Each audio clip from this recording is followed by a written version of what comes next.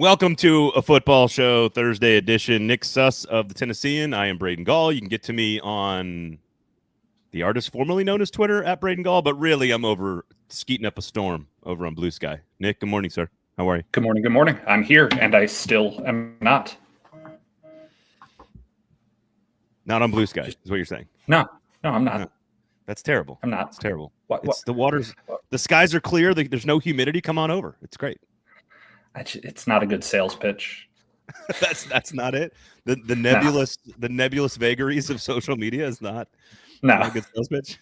All right, so lots of stuff to get to. Of course, the Tennessee Titans have made some progress, and you wrote a little bit about this following their loss to the Vikings, about why is Levis so sad, which I think is a great great framework of the conversation, because there has been progress in the SEC. Of course, my alma mater and your alma mater played a football game. And your alma mater was much better at the football. Yep. And my alma mater still has a your alma mater problem. And so we'll get to that. But really, because like the rankings are now taking over conversation, which is exhausting and stupid, considering there's more football games to be played. But I do want to get your thoughts on like how you would, if we were a committee of two, how would we rank the teams in the SEC? Because they've all beaten each other. Yeah, it's an Ouroboros of sort of rankings and eye of the beholder. So I want to do that at the end of the show. I know you've got some stuff on the penalties as well. But before we get started, of course, Sinkers Beverages and Shotgun Willie's Barbecue. Sinkers Beverages, guys. Look, if you are going to shop anywhere for anything, why would you not do it at the best in the city, as voted on by everybody for 4 straight years? Why would you not do it at a business that is owned and operated by people who live in Nashville and care about Nashville? And why would you not do it at a place like Sinkers? Search Uber Eats and have the booze delivered directly to your house, Nick. They drive so you can drink. I'm going to start making you say that part. Okay. I got to start taking advantage of it, because huge adult life announcement. I got a garage fridge this week. Whoa. So a lot more space in the house to have booze delivered to me. Or just acquired in any way, actually. Yeah. Acquired in any capacity. Yeah. It's a big moment for any man in life when he gets an extra refrigerator. Question. I've had a garage once in my adult life. Of the 3 homes I've owned, one had a garage. It did not have space for a garage fridge because it was a small-ish garage. Yeah. But I have a beverage fridge in my kitchen.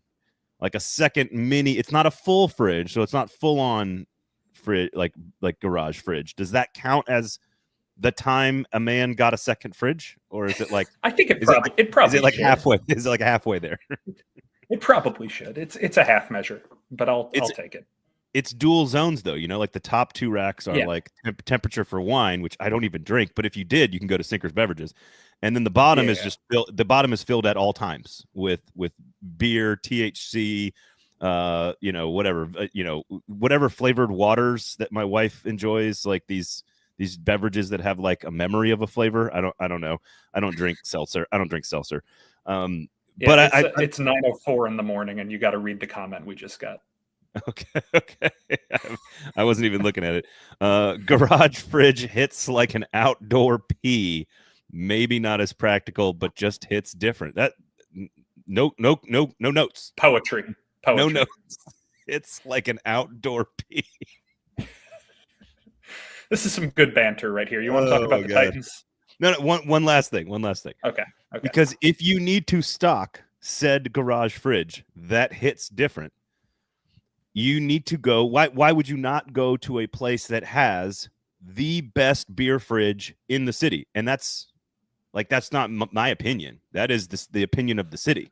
The city voted Sinkers Beverages Beer Fridge as the best craft beer retailer in the city. East Nashville Beer Works, Bearded Irish, Jackalope, Tennessee Brew Works, on and on down the list. Great local breweries. All of them are in Sinkers, award-winning #1 craft beer retailer in the city. In which case, if you need to fill up a garage fridge, Sinkers are your people. There you go. Yeah. And perfect. And go to Shotgun Willie's Barbecue for great food, but also for your Thanksgiving needs next week.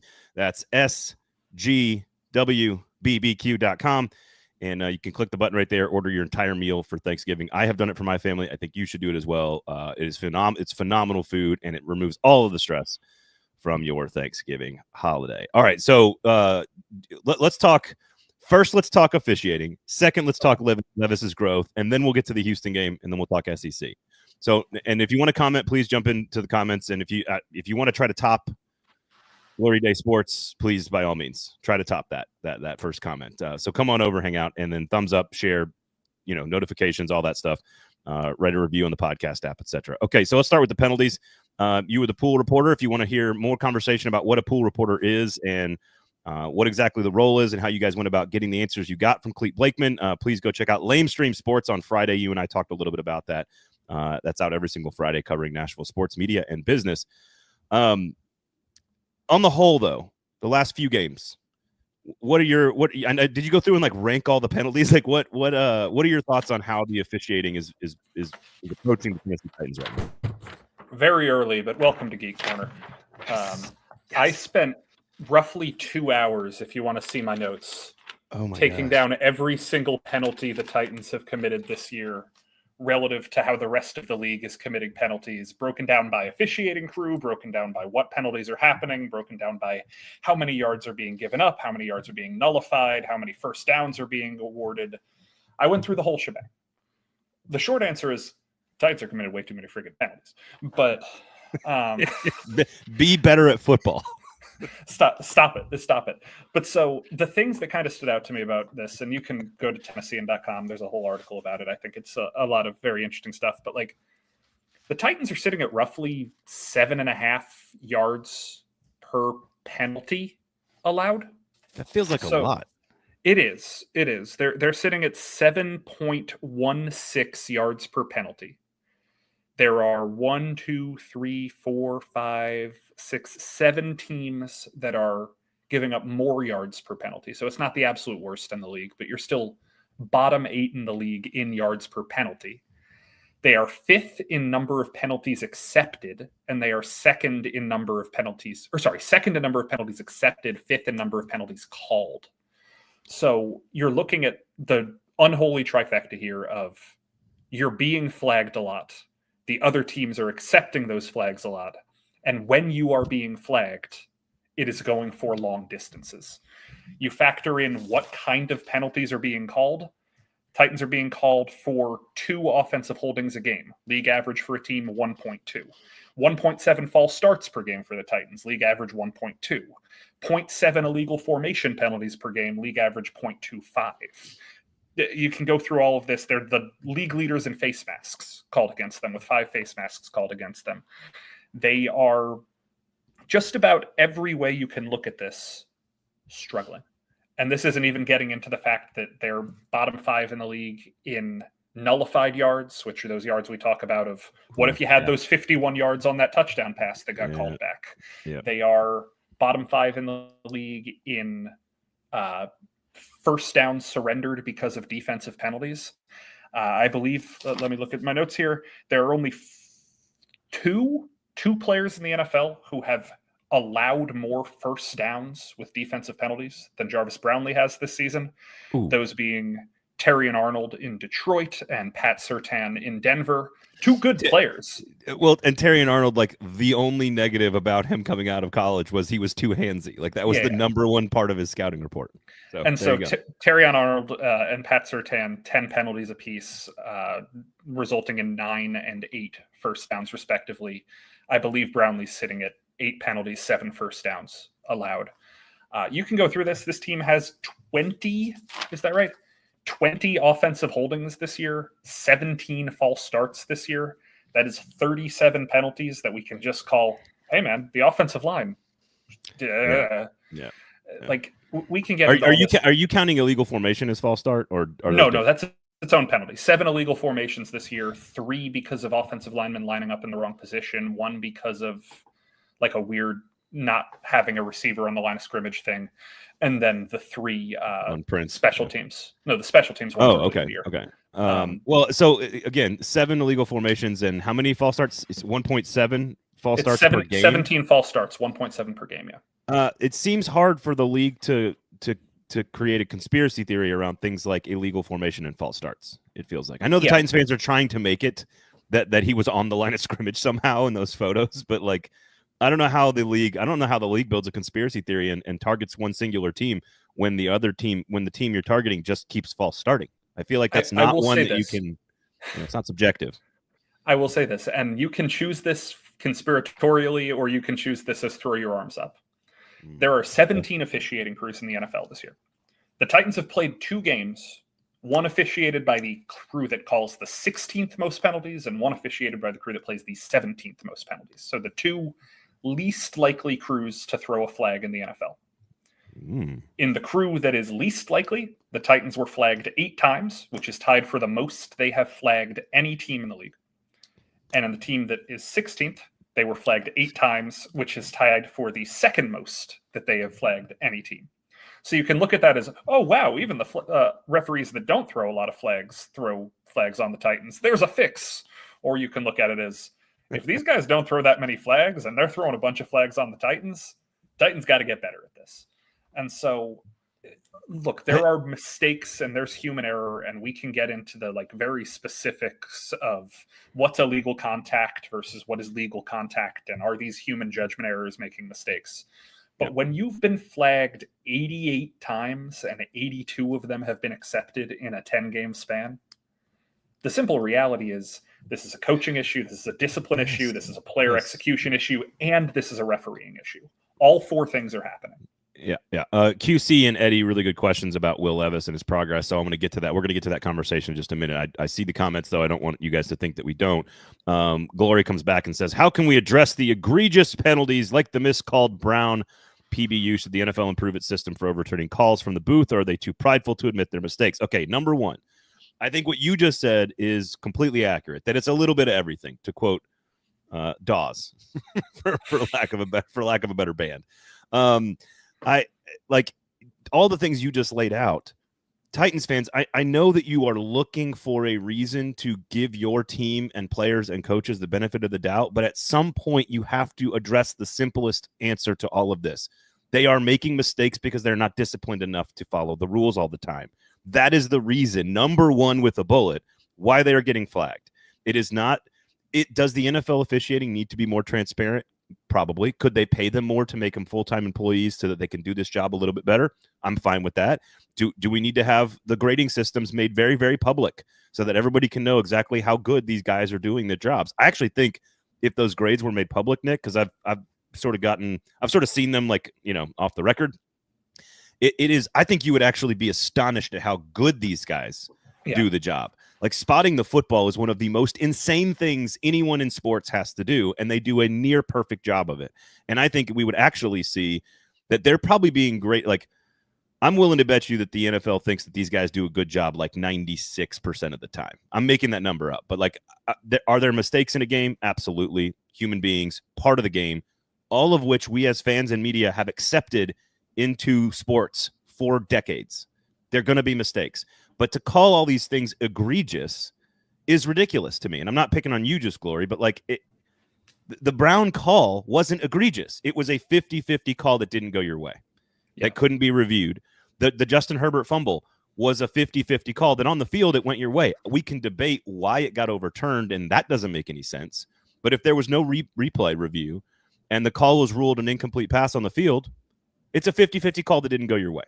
It has nothing to do with a bunch of people being bad at their jobs or the league wanting to come get you. And I don't know. I'm frustrated with how often I have to say to folks, you didn't lose the game because of the officiating.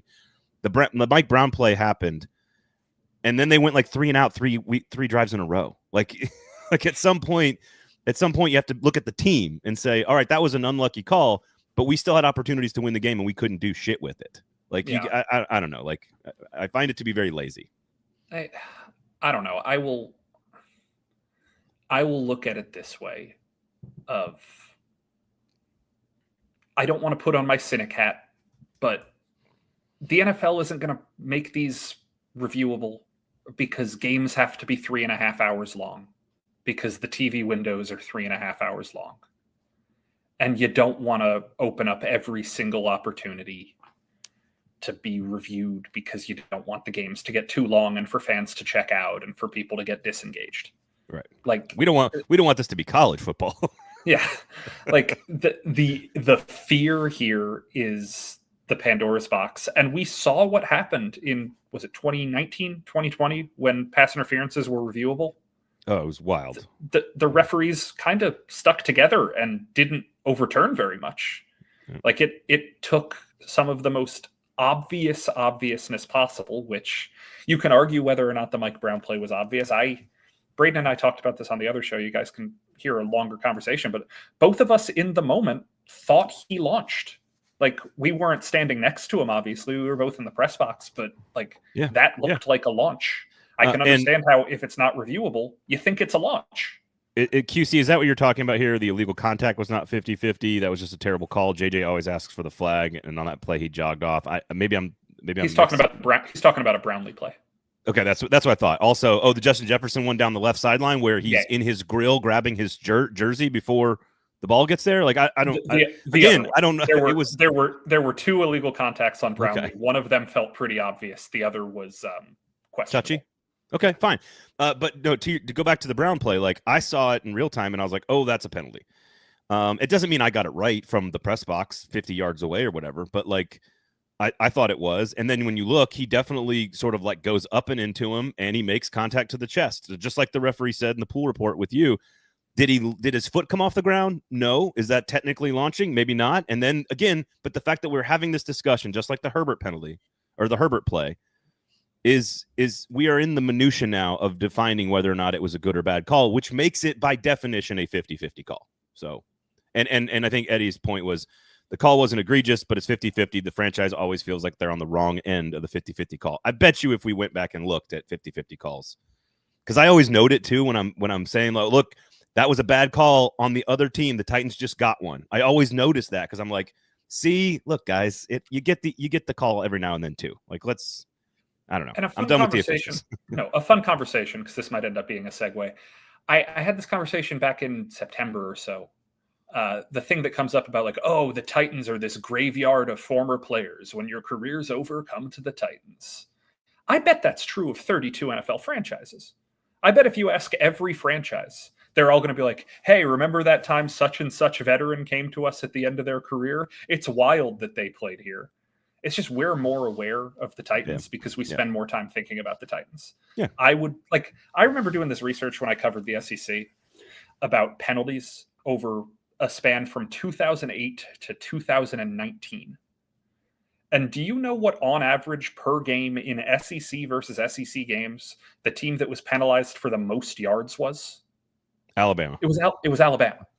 And the perception was always Saban gets all the calls. The league's in it for Saban. And like year after year, Alabama was the most penalized team. But perception is in these big moments, Alabama gets the call. In these big moments, the Chiefs get the call. It's not true. Maybe it's Brady because of Brady got the call occasionally in the big moment where like somebody breathed on his face mask and like he gets a 15-yard penalty. You know what I mean? But again, Michael Jordan got calls too. Like I don't. Yeah, but that's recognition bias. That's confirmation bias. That is, I remember this because I'm watching more big moments because these teams are in big moments more often. But anyway, penalties are bad. Don't put yourself in position to get caught. No, I agree. And QC, I don't necessarily disagree with you. Mahomes definitely gets calls now. I don't necessarily even disagree with that. I guess ultimately, and here he says again about the Brownlee PI down the sideline with Justin Jefferson. He did turn, guys. Like Jefferson clearly tries to turn inside to look for the ball, and Brownlee's in his shirt. I thought at first it was a bad call, and then when you rewatch it, he's got him by the shirt collar, and he's trying to turn for the football. Brownlee also now, to your point, is building a reputation. As you alluded to, one of the most penalized guys. Some of that's just he's a physical, aggressive corner. Denard Wilson wants his corners to play physical, aggressive football, and he's a rookie learning how to be a professional. It doesn't mean he's not going to be a good player. Like he's going to be a good player. I think very highly of Jarvis Brownlee. He's just got to polish his game a little bit, and what better time to do it than a season where you're 2-8? So there you go. Yeah. He also blame the people that are deserving of the blame most, which is a young, inexperienced, not very talented football team with a first-year coach trying to learn how to be good at this stuff. Yeah. I will sum it up by saying there are definitely situations where the referees deserve blame. And neither Braden nor I are of the opinion that you need to 100% absolve referees of blame. Of course. But that does not mean that referees should exclusively be blamed. I guess I just think there's a better use of your time as a fan. Like, if you want your team to be better, focus on how your team can be better, I guess. And maybe that's just the media side of me that's been trained to like look at all this stuff with like no soul. maybe that's what it is. Glory says Levis has definitely gotten some sus roughing the passers. There you go. And if you don't know, ask my 6-year-old who walks around going like, dude, that's sus. And I'm like, sweetie, how do you know that word? You're 6 years old. Why do you know how to talk like that? Okay.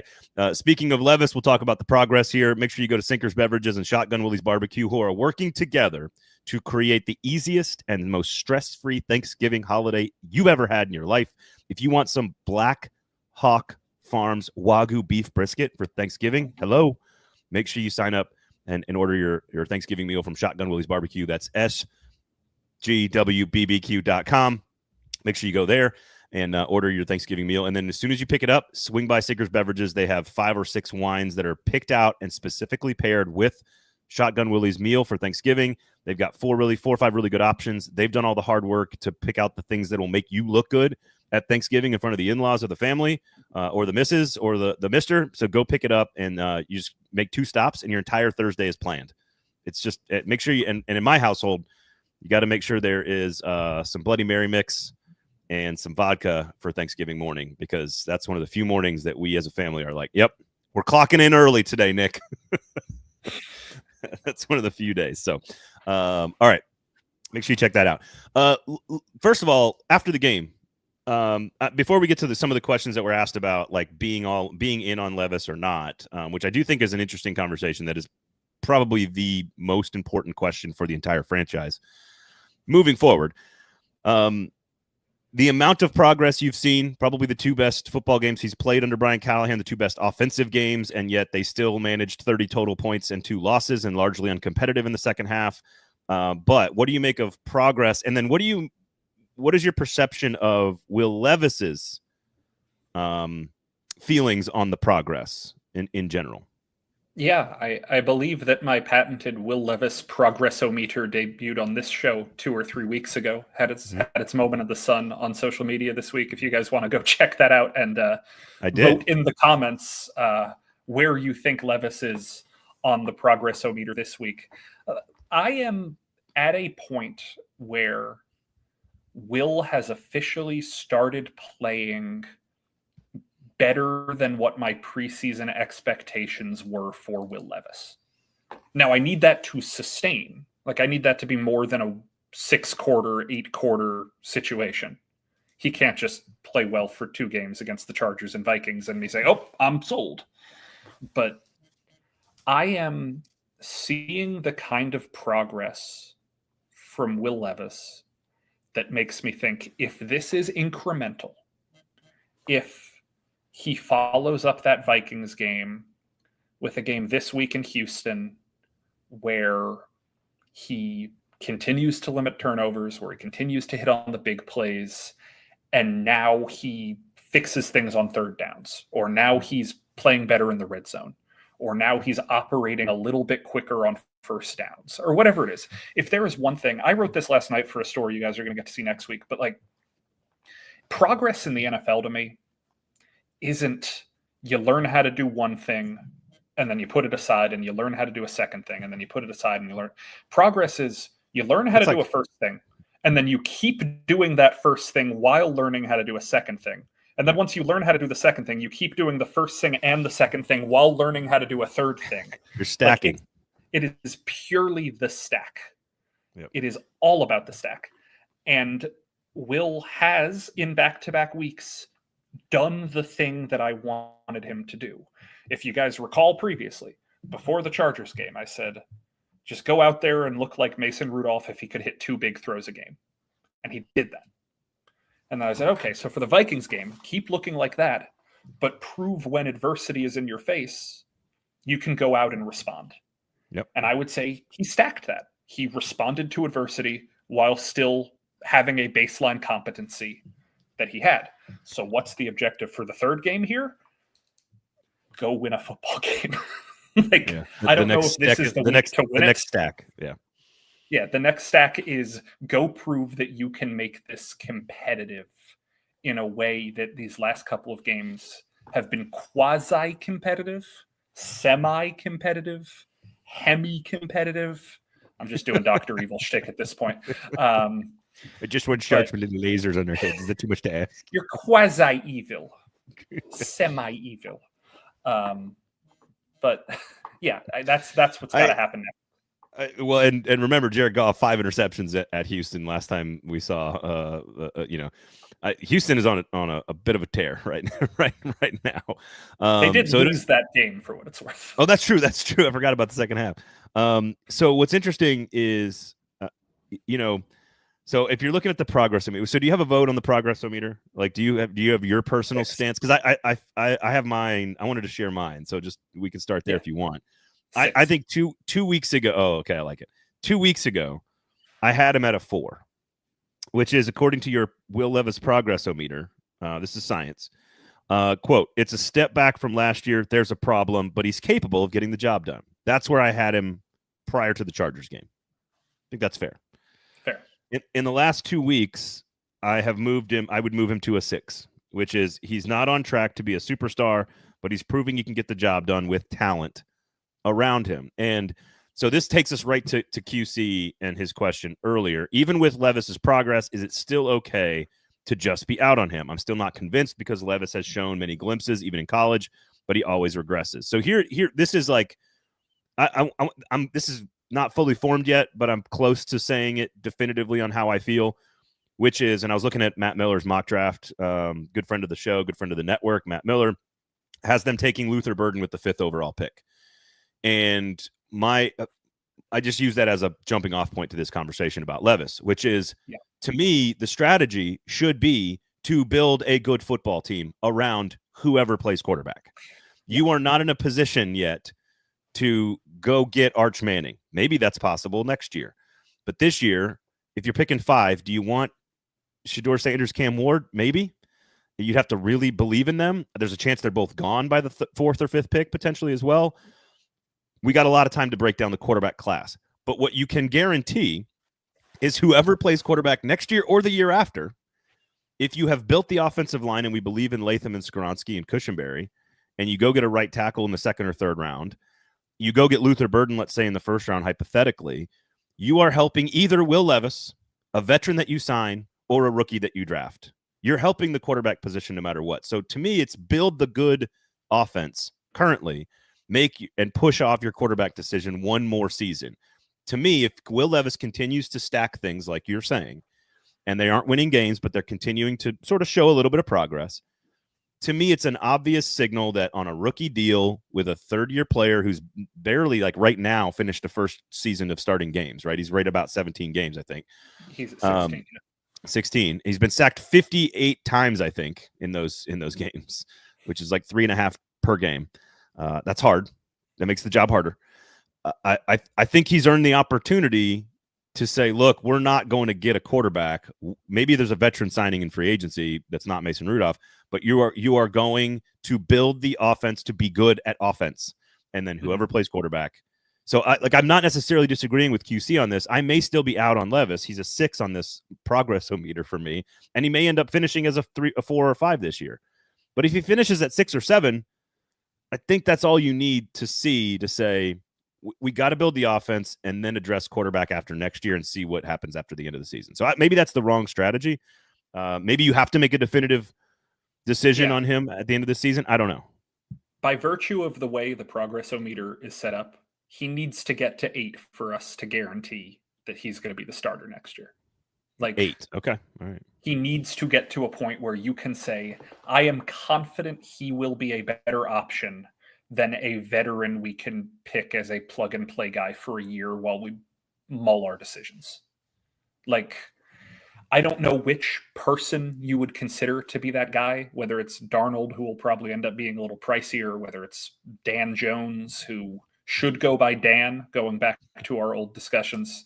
Daniel is just not the name he should go by. But that's not a 3-syllable.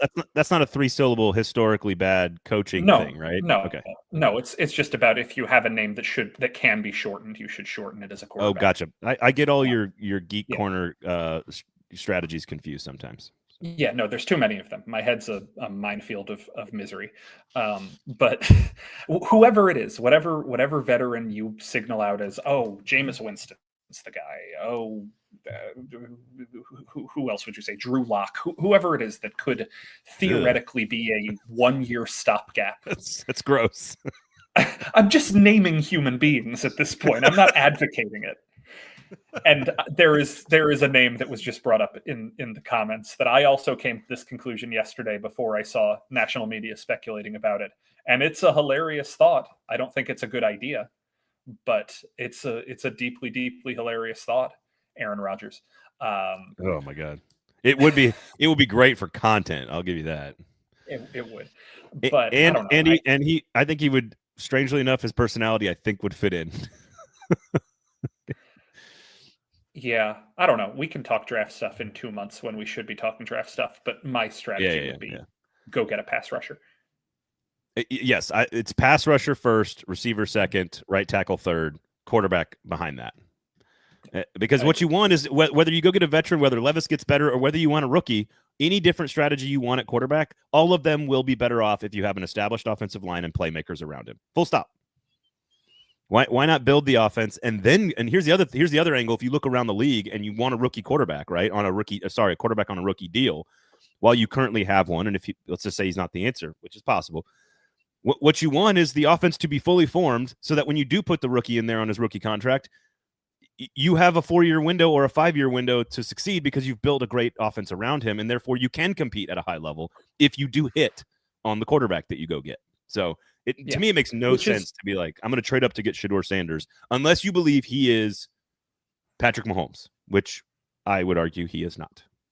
No. And look, I think this is a nice segue into something that I wrote this morning that you guys can go check out on the Tennessean, comparing Will Levis and CJ Stroud's trajectories. Obviously, they have been very different trajectories. And if you guys want to play a little trivia in your head, I won't give you the answers. Since 2000, there are 10 times that teams in the same division have drafted quarterbacks in the top 50 in the same year, a la Levis and Stroud and Anthony Richardson. I was going to say, how many times is 3? How many times has it happened 3 times? It has happened once. So if you want to try and think of some other examples, the one spoiler I will give you, there are absolutely 0 examples of multiple teams being happy at the end of it. History shows that it's really tough for there to be multiple great quarterbacks coming out of the same draft period, let alone coming into the same division out of the same draft. It's really tough. And I was looking at this last night. This is a very, very geeky stat, but if you guys are familiar with adjusted net yardage per attempt, ANY-A, Levis is, I believe, 53rd out of 86 or something like that quarterbacks in ANY-A through their first 2 seasons among top 50 draft picks. And of all of the guys who were below him on the list, 9 of them got second contracts with the team that drafted them. So that's 9 out of 28.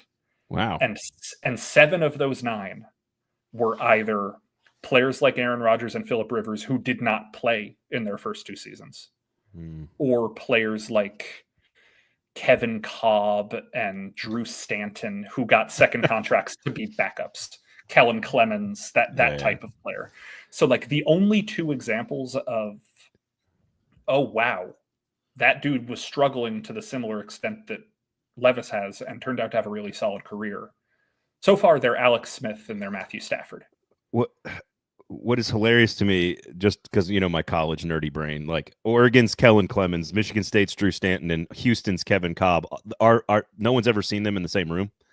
The 3 of them might, in fact, actually be the same person, just going back to college for another 4 years at a different school. So when I was growing up, weird segue, not growing up, when I was a teenager, I would do a challenge on Madden where I would fantasy draft a team and I couldn't pick a quarterback. So I would build a franchise and I would have to use my last 3 picks on quarterback. and I would always have Drew Stanton be my like 68 overall quarterback with a perfect super team next to me. There you go. Try to win a Super Bowl that way. To your point about draft, we'll have lots of time to talk draft. Chef Rand says people are so down on Shador, but he's very similar skill set to Burrow. He's much smaller than Joe Burrow. I don't disagree with you. His touch from the pocket is similar to Burrow's, which is good enough to be a good player in the NFL. I would draft him. I wouldn't take him number 1 or 2. And honestly, I'm starting to come around on making the argument that the circus is a good thing for Amy Adams Strunk and the Titans. Some national interest in this franchise would be a good thing for once. Because there's some folks, and PK thinks this, like he doesn't want the circus. Deion's going to cause problems and be a headache and blah, blah, blah, blah, which is a fair critique. But at the end of the day, I think the NFL is pretty good at sort of isolating players inside the locker room, inside their organization. And I mean that in a good way, like blinders on, focus, that kind of thing. And I think some national attention on this franchise would do it well, to be honest with you. So no, and to Chef Rand's follow-up point, look, evil you know versus evil you don't know. Did I say that right? Devil you know, devil you don't. Devil you know versus the devil you know. Yeah. Look, man, are you betting it on the Levis experiment or are you betting it on the Shador circus? Like those are two interesting things to hinge your career on. Like, I'm risk averse, Nick. I don't like either choice. If you are betting your career on a quarterback type, that's the situation where you're like, hey, maybe I could talk myself into Sam Darnold. Like that's what boring. Well, Brian Callen keeps talking about the mundane and the boring being the thing he wants. That's Sam Darnold, basically. Yeah. What would get more eyes, Rodgers or Deion coming to town? Aaron Rodgers. You think so? Yeah, I guess that's true. I guess that's true. Depending on how things shake out, we have a chance to draft Shador. I think we have to take that chance. Unless Zedine, unless you're picking 4th or 5th or 6th, then he goes number 1. He is not worth trading up to get. I would rather have a bad Levis and try to get Arch Manning at number 1 the following year. That's it. That's where I'm at on that. So again, lots of time to talk about the draft. Anything from the matchup itself? You mentioned, Levis sort of controlled the football, took care of things against the Chargers. Was efficient. Didn't turn the ball over. Step 1, step 2, complete some big throws. Obviously, could have been more if the penalties didn't take away one of the touchdowns against the Vikings. He cannot play defense against the other team, so he cannot stop Joe Mixon and Nico Collins and CJ Stroud, and can't rush the passer, but he can do his job. What else about the matchup gives you any hope at all for the next step in Levis's progress? Oh, just specifically with the offense, this is a tough matchup with the way the Texans rush the passer. Mm-hmm. Just like it's tough. The Vikings pass rush is very good, but in such a different way than this Texans pass rush, which is just pretty much we've got 3 dudes who are going to bully the crap out of you. Yeah, the Vikings do it with mental approach and disguise and sort of weird. They're going to roll a bunch of guys up and bring half of them, and the Texans are just like, no, we have 3 dudes who are better athletes than anything you have. Yeah, they're just coming after you. I'm really interested to see the old college rivalry rekindled with Latham and Will Anderson if that matchup happens very often. I think that will be very fun to watch.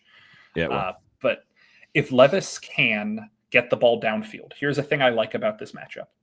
The Texans, on average, are the defense that allows the longest average depth of target in the NFL.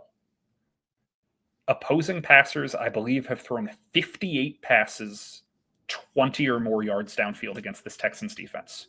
Kamari Lassiter, of all cornerbacks in the NFL, leads the league in average depth of target against. I think the average pass thrown against him goes about 16 yards downfield. Stingley is not far behind him at roughly 12 and a half. When people throw the ball against the Texans, they tend to target it deep. And the way Levis has been playing recently, if you can get the ball downfield, there will be opportunities. The Texans have given up 8 touchdowns on passes targeted 20 yards or longer downfield. You might be able to build the offense out of big plays, but you got to block it. What's fascinating is that's almost counterintuitive for a team with a great pass rush. You would assume maybe the depth of target would be shorter because you're trying to get the ball out quicker, trying to defeat the pass rush with scheme. So that's interesting. I think Stingley's had a much better season this year. I think he's going to be a really, really good player. Brandon says that's a sus This take. is not a take. Nothing I've said is a take. It's just going to. This is opinion. I mean, look, your last name is short for kid lingo. It's just going to keep coming up on the show. So I think people just want to use the word. when that slang term took hold, I was picking up a pizza from Domino's, and I was at the Domino's drive-through thing, and as I'm about to drive away, somebody comes sprinting from the kitchen, banging their arms, and I'm like, did I forget my debit card? What's going on? What's wrong? And he looks at me, he's like, hey man, I'm like, what's up? What is wrong? He goes, hey, what's your favorite color? I said, I don't know. I'm an adult. I don't really think about that sort of thing. What? He's like, oh man, I wish you were going to say red. That'd be sus. And then he sprints away again. Don't get me wrong. That's funny. It's a good bit. That's funny. It's very frustrating to have that as my name. But I think your problem. I hear what you're saying. I think your problem was going to a Domino's drive-through. That sounds like COVID. a very sus decision. It's COVID. What else am I doing? I lived in Oxford, Mississippi, and it was COVID lockdowns. Oh, okay. That's more important context that I needed. I love Oxford very much. Please do not get mad at me. There just weren't very many pizza delivery options at the time. Man. Okay. Speaking of Oxford, Mississippi. No, we'll get to the ranking the SEC teams, including old Mississippi. Sinkers Beverages and Shotgun Willie's Barbecue. If you would like to eat adult food with an adult meal cooked by an adult for adults, Shotgun Willie's Barbecue, where adults get to eat good quality food. No one's going to run out and like try to dunk on you because of your last name. I don't know. Final prediction on the game? I think I have Texans 24-13, somewhere thereabouts. That sounds a lot like last week. What is there anything else from the Texans decisions and sort of larger scale rebuild? And this is probably more of an off-season conversation, to be honest with you, that you think the Titans should learn in terms of how the Texans. I mean, they hit on the quarterback. What else do you think that the Titans should learn from how the Texans have deployed their rebuild? I was actually thinking about this last night because this is a fascinating thing. So if you look at the players the Texans added in 2023 to build around Stroud, they went out and got Devin Singletary as a veteran running back. They got Robert Woods and Noah Brown as veteran receivers. Dalton Schultz as a veteran tight end. 2 starters on the offensive line in Shaq Mason, and I am blanking on their center's name. Yep. And then they went out and got a young offensive coordinator from a great staff to round things out. Does that sound familiar? Going out and getting a running back, 2 receivers, a tight end, 2 interior offensive linemen, and a defensive coach who comes from a trendy. No, a new play caller who comes from a trendy offense. Yeah. I'm talking about last year. Isaiah Scruggs. I'm talking about the 23 team. So Scruggs is a center now, I believe. But he came in this year. Okay.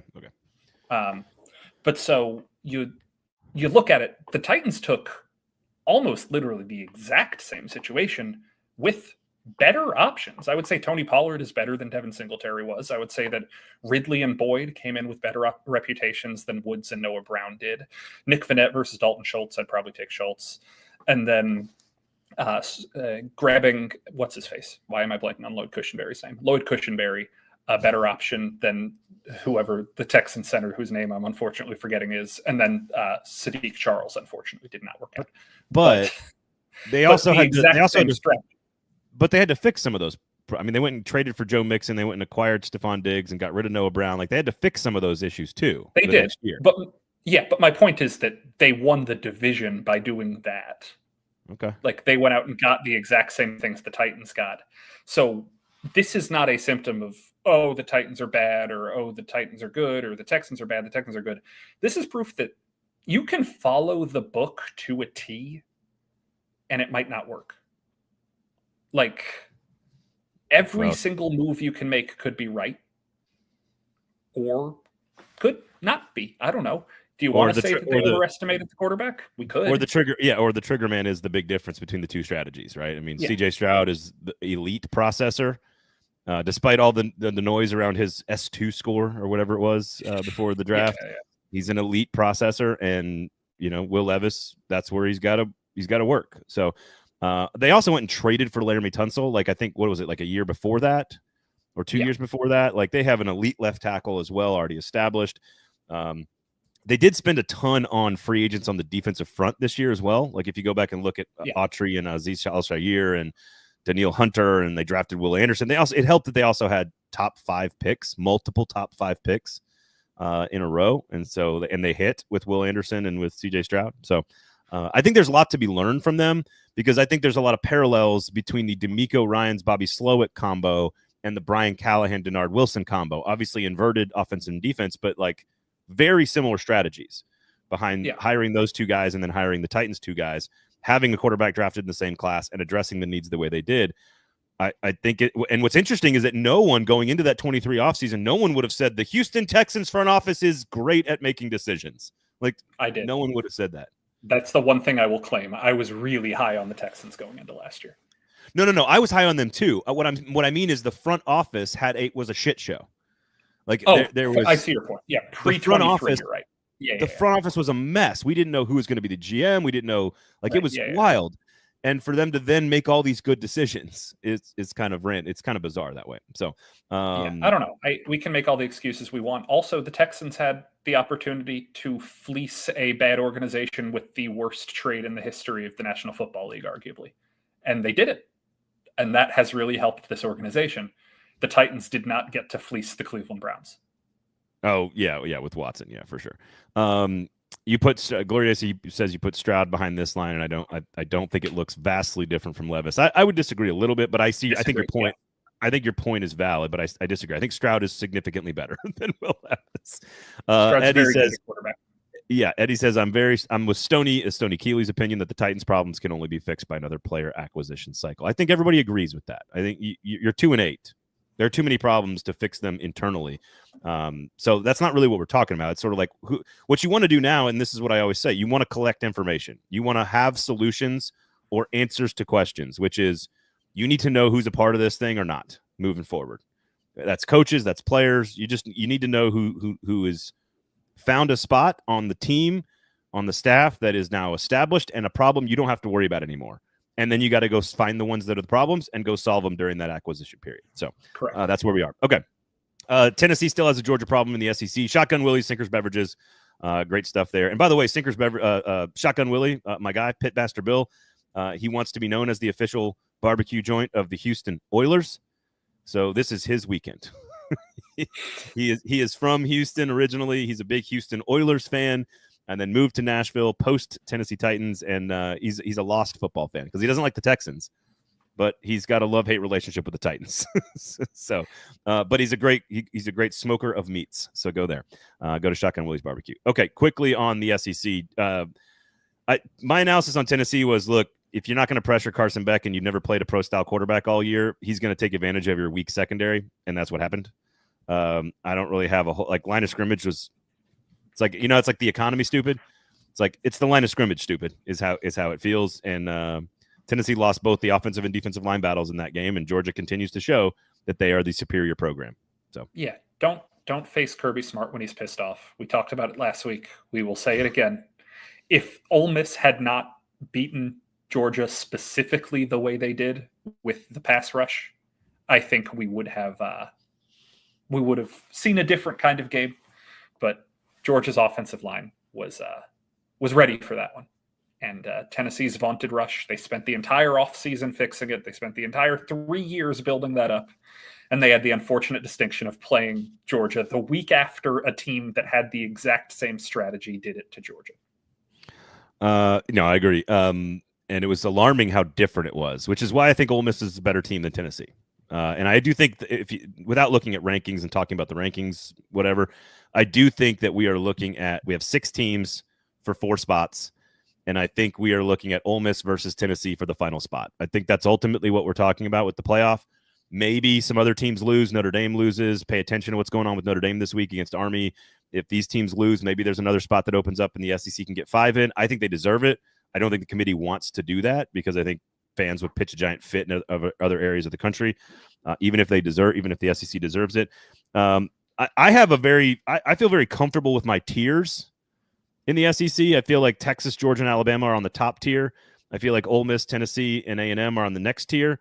I do think Ole Miss is closer to that top tier than they are even necessarily to the one with Texas A&M in it. How would you rank those 6 teams, though? Because even Texas, Georgia, and Alabama, you cannot rank them in an order that does not conflict from a head-to-head standpoint. That's why I think head-to-head's a little overrated, but I get that it's important. How would you order the top 5 or 6 in terms of your committee of one, Nick Suss? Who are the better teams? If I am tier ranking it, committee of one, I kind of have, just based on what I'm seeing right now, Alabama in its own tier at number 1 right now. I do like the Crimson Tide more than anybody else right now, just the way they're playing.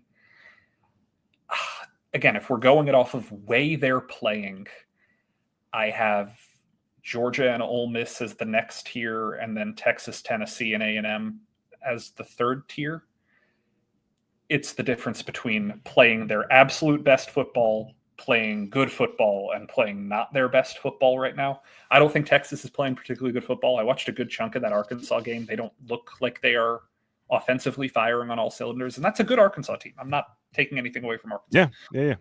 But like, I don't know. I need to see Texas show out, and like I know it's not going to happen, but like I'm at a point where if you are an 11-2 Texas team, say they beat A&M but they lose to Alabama or whatever it is in the SEC title game, I don't know if that team deserves to be in the playoff anymore than some of the other teams that are going to be on the bubble, and that'll never happen because it'll convince conferences to not play conference championship games anymore, if we're being blunt. There's too much money involved, so that's not going to happen. Yeah. But the SEC championship game is the only one that means less than all the other championship games have gotten more important. The Big 12 championship game, the ACC championship game, even the Big 10 to some degree, but like the SEC is the one that's gotten less important. Lane Kiffin's out there. Like Lane Kiffin has not even clinched anything. He's still got 2 more games. They've got to play at Florida this weekend, which is absolutely a game that they could lose, especially if DJ Lagway is healthy. But I think Lane Kiffin walking around going like, oh, we'd rather not make the championship game. Like, let's not do that just now, Lane. Let's wait until you don't make it. And then you can say we'd rather not be in it. And it makes more sense.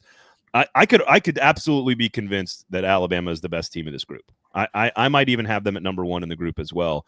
I would have Georgia ahead of Texas based on that's sort of the one that I would base the head-to-head on. I do think there's a chance Georgia is the best of this group, but Alabama, to me, and Chef Rand says this, I think Milroe is the best player on any of these teams. Ooh, interesting thought. Most especially impactful, probably. Yeah. I think especially at the quarterback position. Maybe like if you want to compare, is Walter Nolan better at what he does? Is James Pierce better at what he does? Starks, yeah. Yeah, like I understand they might be better at what they do but I think Milroe is the best quarterback in a group of sort of like really good but not elite, no Heisman, Joe Burrow type guy. I think Milroe is the best of that group. I think he's the best. Let me put the discussion this way. If the question is you have one quarterback to make one play, it's Milroe. If the question is what quarterback do you trust to operate his offense more than any other, right now it's Jackson Dart. Which I would have Milroe and Dart as the best 2. Yeah. Which the Dart thing is probably more of a symptom of Kiffin than else. I don't know. I am not saying that Jackson Dart cannot be a pro. I am just a little bit skeptical of somebody coming from that Kiffin offense into the pros because it is so geared to who runs it. Like Kiffin is a wizard of getting the most out of a specific quarterback. So I will want to see what can happen after that. But Dart, the way he's operating that offense right now is the best I've seen anyone operate it. Kiffin's offense is about geometry, for lack of a better explanation, and the geometry, it doesn't geometry in the NFL. Like the geometry changes quickly when linebackers are bigger, faster, stronger, defensive line, all that stuff. Here's what I would say. I think Alabama, Georgia, Texas are the best 3. I think they're on the top tier. So I would disagree with you there slightly. But I don't have any problem with any order that you want to rank those 3 in. I would go Bama, Georgia, Texas. I do think it's clear that Texas A&M is 6th out of this group. And I do think it's clear that Ole Miss is superior to Tennessee for 2 reasons. I think their defensive line is better, and I think their quarterback is better. And that's it. Otherwise, I think they're very similar football teams that have very similar identities on offense and defense. They have very similar strengths and weaknesses. They also have Trey Harris, if he's healthy. I like Ole Miss's receivers better. I like Tennessee's running backs better. I totally agree with that. But I think if you it is hard to make a case based on resume, strength of schedule, talent, production, etc., that Tennessee belongs ahead of Ole Miss. Ole Miss looks like a better football team, sort of like not across the board, but close. And so I think Tennessee is fifth in this group. Last year, Tennessee had over 6 yards of play on offense in 5 out of 8 SEC games, which is a huge step down, by the way, from the Hendon Hooker year from 2 years ago. Yeah. This year, they have not hit 6 yards of play in any SEC game. Their offense is the problem. The quarterback is the problem. And Dylan Sampson is not the problem. So I think that's why Tennessee actually right now, do I think they're one of the 10 best teams that belongs in the playoff? Yes, I do. Do I think that because of the rules forcing automatic bids into the tournament and a G5 bid into the tournament, that they might be better than 3 teams that get in and they might get kicked out because of it? Probably. And if you ask me which of the 5 SEC teams, assuming A&M's not in this conversation, which of the 5 SEC teams you have to leave one out? Which one are you leaving out? I think Tennessee is clearly 5th in the group. Yeah. And I say that as an alumni. So. And I will just put a coda on this. Glory Day, thank you for giving me a smile here. Because if I could go back 3 or 4 years in time and tell myself I would be on a podcast being accused of being too nice to an Ole Miss quarterback, it would have made my day. There was a long period of my life where the main accusation against me is that I was not giving Ole Miss's quarterbacks enough credit. Why do you hate Chad Kelly? All of the hours spilled talking about Matt Corral versus Spencer Rattler draft stock. Oh, what a great month of my life that was. Hey, Matt Corral was a dog. So he was a good college quarterback. He was a very good college. It never occurred to me the crossover possibilities for Machine Gun Kelly and Chad Kelly to come together and figure something out. If you know, you know. Yeah. It's also just occurring to me that I'm drinking out of my Nukes cup right now. A lot of Oxford synergy going on right now. Shotgun Willie's Barbecue, everybody. Go to Shotgun Willie's Barbecue. And, of course, Sinker's Beverages. There you go. All right, so here's the last question on the SEC. You got Ole Miss at Florida. Weird start time. Not good for Ole Miss, that 11 a.m. start time, noon Eastern time. You got Bama, a 13-point favorite at Oklahoma, and you got Texas A&M at Auburn. Arkansas is trying to get to bowl eligibility. Oklahoma's trying to get to bowl eligibility. Florida's trying to get to bowl eligibility. Obviously, Vanderbilt LSU is an interesting game just because I think Vanderbilt could win the game, which is utterly fascinating to me. But which of those 3, if you're talking about the playoff teams, Ole Miss at Florida, Bama at Oklahoma, A&M at Auburn. A&M's only a 2-point favorite. Do you like any upsets there in that trio? No, but I will say before the season, I had this Alabama-Oklahoma game circled as a huge, huge upset spot. I no longer think that, but Good.